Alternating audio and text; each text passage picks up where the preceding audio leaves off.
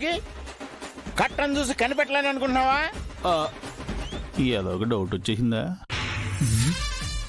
కనిపెట్టడం ఏంటండి? కనిపెట్టడం మిమ్మల్ని ఏమన్నా మేము మోసం చేద్దాం అనుకుంటారా? ఇదిగా ఏ నోట్ల కట్టైనా ఒకేలా ఉంటది, ఏ నోటు మీదైనా గాంధీ గారి స్మైల్ ఇలాగే ఉంటది. కానీ నోట్ల కట్టలో గాంధీ గారి స్మైల్ ఒకటి మిస్ అయ్యింది. దెబ్బకు 10,000 కదా, ఇందులో ఒక నోటు తగ్గిందేంటి? ఓ దాని గురించి అడుగుతున్నారా? మరి నువ్వు దేని గురించి అనుకున్నావు? మీరు కనిపెడతారో లేదో అని ఒక నోటు నేను తీసా. దాన్ని తీసేయడం అనరు, నొక్కేయడం అంటారు. నేనంత తింగరోని కాదు. డబ్బుల విషయంలో నన్ను ఎవరూ మోసం చేయలేరు. తీయ నోటు.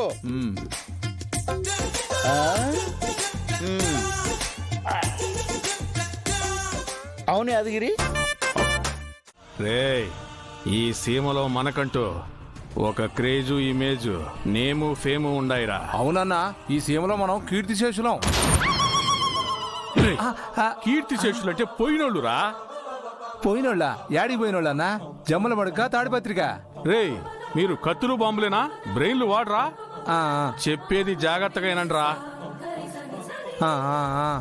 కాసేపుట్లో ఆ శివారెడ్డి జిండే అనే గుండుగాన్ని వెంట పెట్టుకుని ఇదే తోవలో వస్తాడు.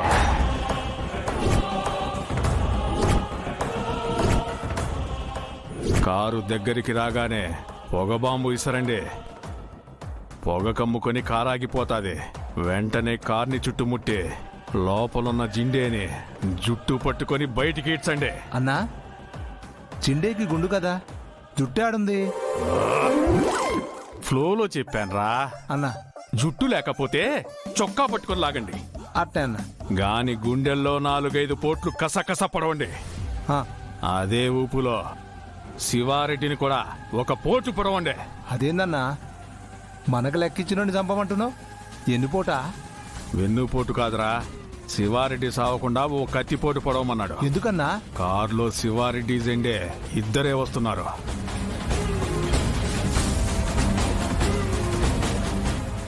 జిండేని పొడిచి ఆ శివారెడ్డిని ఇడిసేస్తే ఆయన సెల్లెలికి అనుమానం వస్తాది. అందుకే ఇది పగోడు చేసిన హత్యలా ఉండాలని శివారెడ్డి తనని పొడవమన్నాడు. డబ్బులిచ్చి పొడిపించుకోవడం ఏందన్నా? మనకెందుకురా, చెప్పిన పని చెయ్యి.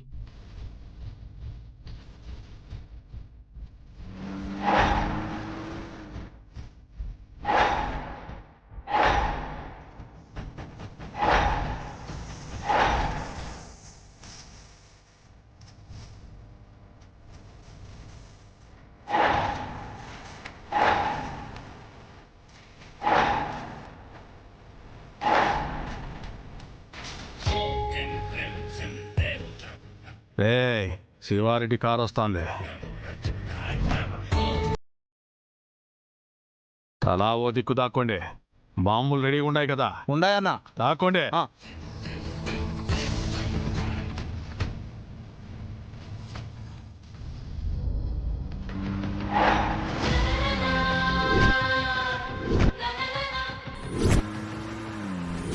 ఏంటి శివారెడ్డి గారు, ఎటు చూసినా కొండలు గుట్టలు అడవి తప్ప ఏం కనపడట్లేదు? సేమంటే ఇట్టగే ఉంటదప్ప. ఒకప్పుడు గుట్టలు కొద్ది రత్నాలు, వజ్రాలు ఉండేవి. ఇప్పుడు రాళ్ళు గుట్టలు మాత్రమే మిగిలి ఉన్నాయి. ఇది చూపించడానికేనా నన్ను బయటికి తీసుకొచ్చారు? లేదప్ప, ముందుకెళ్తే మన పొలాలుండాయి. నా చెల్లెల్ని పెళ్లి చేసుకోబోయే నీకు నీ వాటా పొలం కింద ఏ పొలం ఇస్తా ఉండానో చూపిద్దామని తీసుకు. అయ్యయ్యో, నాకు మీ చెల్లెలు చాలు శివారెడ్డి గారు. పొలము అవి అలాంటివేం వద్దు. తెలుసప్ప, నీకు నా చెల్లంటే చాలా పేనం అని తెలుసు. అందుకే కదా ఆ పేనాలు తీసుకుందామని. ఏంటి? అదే, నాతో సమానమైన నా చెల్లెలకి ఎంత పొలం ఇస్తా ఉండానో చూపిద్దామని తీసుకోపోతా ఉండా.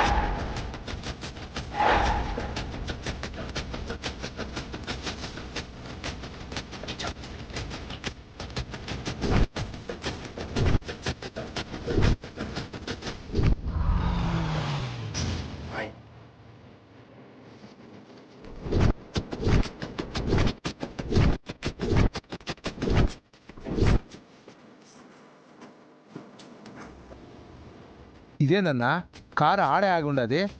అదే చూస్తాండా. ఏంపా కలుగులో ఎలుకు దూరినట్టు నువ్వెప్పుడు కారులో దూరినావా? అసలు మాతో ఎందుకు వచ్చుండావు? ఎవరి పాటికి వాళ్ళు బయటకు వచ్చేస్తే నాకు 10,000 ఎవరిస్తారు? అందుకే నేను మీతో పాటు కారు ఎక్కా. 10,000 ఏంటి? ఈయన గారి చెల్లెల్ని ముగ్గులోకి దించి నువ్వు ఫేమస్ అయిపోయావు. అలాగే నేను ఫేమస్ అవడానికి నాకు ఒక లెక్క ఉంది. అదే 10,000. 10,000తో ఏం సెటిల్ అయిపోతావప్పా? ఎవ్వారం తెలియకుండా కారు ఎక్కి నాకు బాగా సిక్కు తెచ్చిపెట్టినావే. ఇదిగో శివారెడ్డి, నీ వ్యవహారం నీది, నా వ్యాపారం నాది. పోనవే.